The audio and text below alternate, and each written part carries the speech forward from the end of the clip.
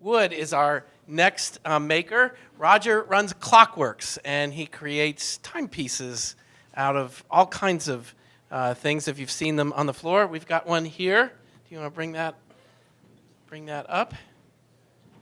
Let's welcome Roger Wood. Thank you.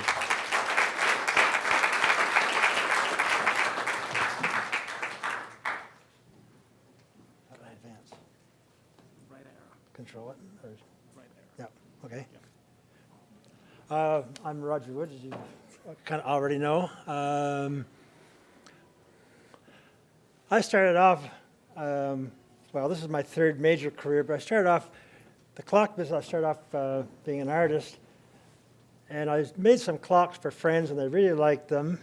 And then some people said, we want to buy some, and I discovered people are much more willing to buy art if it does something, as a function. So I've been doing that full-time now since '99. I'll show you a few here. I think that was some kind of a water meter. It was a big piece of copper. What I do is I go to flea markets, antique flea markets.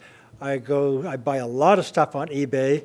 I'm always looking for antique bric-a-brac, bits and pieces. My studio has over 1,000 boxes and drawers of just catalog stuff, and I can usually find things about 95% of the time.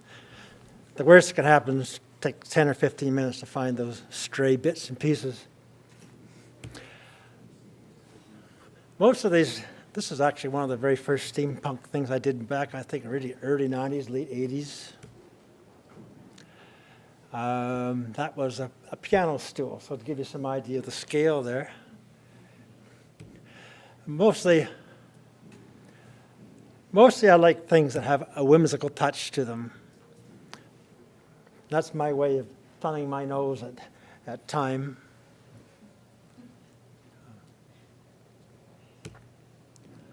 That was a big cast iron. Oops, back up. A cedar, a farmer's cedar. Would have had a couple of long handles so it could spread seed, but it makes a better clock.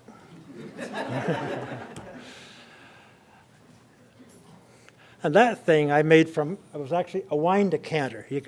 There's a crank in front that is hard to see in the photograph, but you can actually crank it and slowly tilt your wine so you pour it very slowly so not to disturb the sediment. But it makes a better clock too. And just more stuff. A fence post. Leftover piece. I have a garden. I made a trellis, had the piece of 4x4 left over, and that gave me the idea to go from this. Every piece, I never make two pieces the same because I get bored silly doing anything twice. Everything's a challenge each time to do it differently. Even if I make something that's similar, I'm always pushing edge a little bit, find some new way, some new material, some way to do it. That piece is about that. Some pieces I've done are maybe 8 or 9 feet tall. Pieces behind glass. I don't know what that piece was to begin with, but I liked it a lot. I don't know if anybody here is from Massachusetts, but Massachusetts has a little town mid-state called Brimfield, and 3 times a year, for a week each time, they throw it open to a series of flea markets, and there can be like 5,000 antique vendors peddling stuff. I went last year, and I had to come back early, not because I'd run out of money, because I couldn't cram anything more into my minivan. Glass domes, I'll use anything I can get my hands on. I'm not as technical oriented as some of these other people because I just use battery operated movements. My interest really lies in the case or the container for the movement.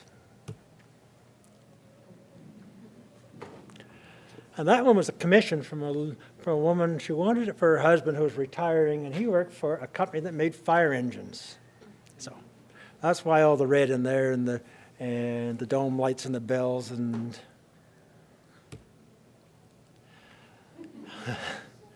and I won't take too long the next bunch because they're not quite so time related, but I'd like to make things. So this is anything I can get my hands on, I can make into something. That was another commission for a friend of mine wanted a case for his notebook. And then a jetpack, so we can jet way in. That'll take us take me anyway, way into the future. I have to make some adjustments because when I tried it, the flames sort of burnt the back off my pants. But and then a few more ray guns and.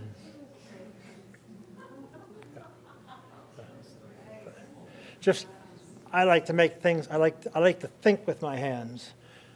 And I like to shut my brain off and not plan things out too much because that'll ruin everything for me. It's better if I just turn my brain off and just let my hands do the talking. And that, I don't know if anybody here has seen a series called Warehouse 13, but this is the hard drive case for Artie's desktop. And this is one of the bigger pieces. And it's actually in a show in Massachusetts at the moment. And that's it.